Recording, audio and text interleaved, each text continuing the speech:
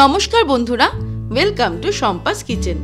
আজকে নিয়ে এসেছি বাংলাদেশের বরিশালের খুবই জনপ্রিয় অপূর্ব স্বাদের ইলিশ বরিশালি রেসিপি।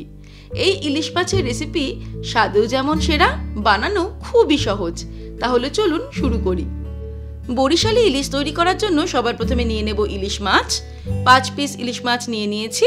এর মধ্যে প্রথমেই দিয়ে দেব হাফ টিস্পুন নুন, আর দিয়ে দিচ্ছি 1/4 টিস্পুন হলুদ গুঁড়ো। নুন আর হলুদটা মাছের গায়ে খুব ভালো করে মাখিয়ে নিয়ে রেখে দেব 5 থেকে 10 মিনিট। আর তারপর চলে যাব পরের স্টেপে। এবারে একটা প্যান গরম করে তার মধ্যে নিয়ে নেব সরষের তেল। এই রান্নাটা কিন্তু সরষের তেলেই করতে হবে। প্রায় 3 টেবিলস্পুন মতো সরষের তেল নিয়ে নিলাম। তেল খুব ভালো মতো গরম হয়ে গেলে ইলিশ মাছগুলোকে হালকা করে ভেজে নেব।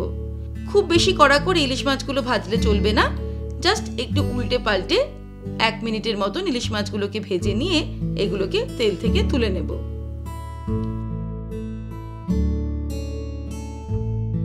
মাছগুলো হালকা করে ভেজে নেওয়ার পর ওই তেলেই দিয়ে দেব ফোড়ন 1/4 টিস্পুন কালো জিরে, আর দিয়ে দিচ্ছি গোটা 4 কাঁচা লঙ্কা যেটা চিড়ে নিয়েছি।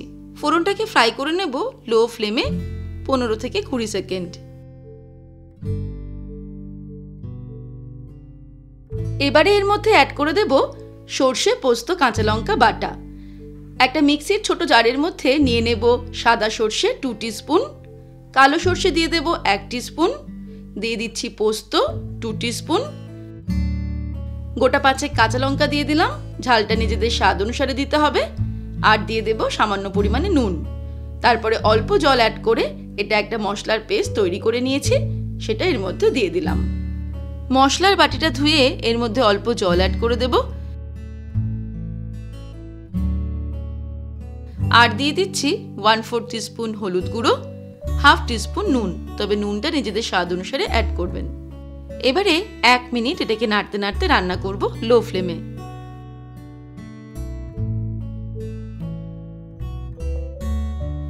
এক মিনিট হয়ে গেছে। এবারে এর মধ্যে অ্যাড করে দেব ফেটিয়ে রাখা টক দই 2 টেবিলস্পুন। তারপরে আবারও 1 মিনিট লো ফ্লেমে রান্না করব নাড়তে নাড়তে। আরও 1 মিনিট রান্না করার পর এবার এর মধ্যে দিয়ে দিচ্ছি নারকেল বাটা।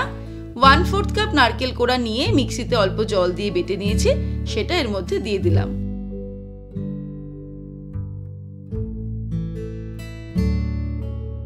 এবারে আবারও মিনিট খানেক এটাকে কষিয়ে নেব লো ফ্লেমে।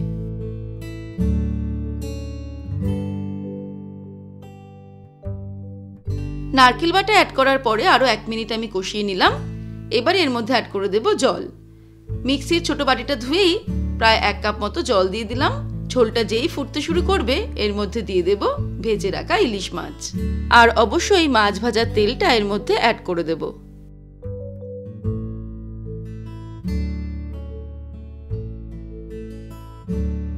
ঝোলটা বেশ খানিকটা ঘন লাগছে, তাই আমি আরও একটু জলের মধ্যে অ্যাড করে দেব।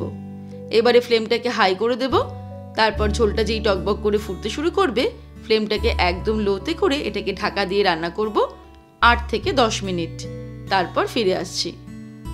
10 মিনিট হয়ে গেছে।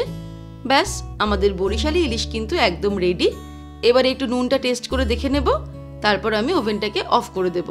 তবে অফ করার পরেও আরও 5 মিনিট স্ট্যান্ড বাইতে ঢাকা দিয়ে রেখে দেব। ব্যাস, খুব সহজেই তৈরি হয়ে গেল বরিশালের খুবই জনপ্রিয় ট্র্যাডিশনাল ইলিশ রেসিপি বরিশালি ইলিশ। এই বরিশালি ইলিশের স্বাদ এতটাই অপূর্ব হয় যে বারবার ট্রাই করতে ইচ্ছে করবে। তাহলে দর্শক বন্ধুরা, আজকের এই রেসিপি আপনাদের কেমন লাগলো আমাকে ভিডিওর নিচে কমেন্ট সেকশনে কমেন্ট করে জানাবেন। ভালো লাগলে লাইক করার অনুরোধ রইল, আর বন্ধুদের সঙ্গে কিন্তু অবশ্যই শেয়ার করুন। ভালো থাকবেন, সুস্থ থাকবেন। আমি আবার হাজির হব নতুন নতুন রেসিপির সঙ্গে। নমস্কার।